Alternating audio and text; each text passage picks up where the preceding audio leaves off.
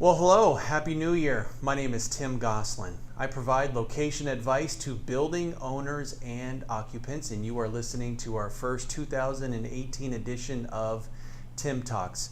My guest speaker, Dan Olson, is here. I'm going to talk a little bit about the fires that have taken place both in North and Southern California, and how's that going to impact the building owners such as yourself going forward. Dan, would you tell us a little bit about what you do and how you help building owners? Sure, yeah. So my name is Dan Olson. I'm an independent property and casualty insurance broker. I work with Water Ridge Insurance Services here in San Diego. I help building owners decide on the correct coverage and help them place that coverage with various insurance companies that I work with, just to make sure that they have the best possible pricing and terms on their policy. And then two common questions that I believe most building owners are going to ask is A, what's the pricing going to be like when their policies come up for renewal?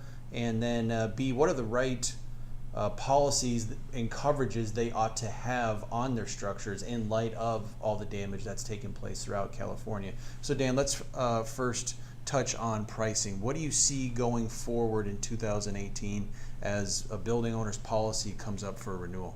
Sure. Well, read quite a few articles by experts on this topic, just knowing that with all the catastrophes across the country, that would probably have an impact on our property rates here in California. The hurricanes in the south, all the things that have been going on throughout the country impact the rates here in California. So the general industry consensus is that there's going to be a slight market correction, hardening of the insurance market for 2018. It's going to be very slight, they say. So you're probably looking at 5 to 10% price increases. You're also going to be looking at underwriters who are going to be taking a harder look at the properties that they insure when they come up for renewal. So they're going to be looking at tenant occupancy rent rolls a little bit more thoroughly. They're going to be looking at building infrastructure updates. When was the last time the plumbing, the heating, the electrical, the roof, these types of things were updated, especially if you own an older building.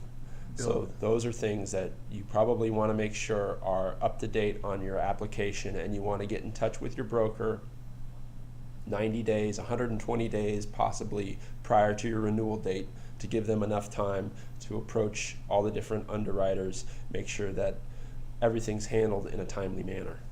Yeah, and this brings up a good topic of retrofits, Title 24, fire suppression systems. These are things you're going to want to take into account as you're insuring the structure themselves. And that leads into the second question that I have. What's the right questions a building owner ought to be asking their insurance service professional? Well, the what-if questions, I think, are really helpful when you're making your insurance purchasing decision. What if I have an earthquake? What if I have a total loss? Most of the time, buildings don't burn to the ground. But unfortunately for a lot of folks this year, we're seeing a lot of buildings burn to the ground. Santa Rosa, Ventura, even here in San Diego, buildings are burning to the ground, things that a lot of insurance policies may not be structured to handle. So you want to make sure that you're insured to value. So when insuring to value, you want to make sure that you don't take out insurance on the land. You're never buying insurance on the land. You're only insuring your structure. So you want to make sure that you have enough insurance for the structure, but you're not over-insuring. So how do you get to the point where you're not over or under-insuring your building? You probably want to consult with an expert. A restoration contractor would be a great person to talk to when you're setting your insurance limits. That way you're not dependent on your insurance broker, who may or may not be familiar with the current construction cost environment. You're not dependent on some kind of online software. You're able to get real hands-on experience when it comes to rebuilding buildings after a fire.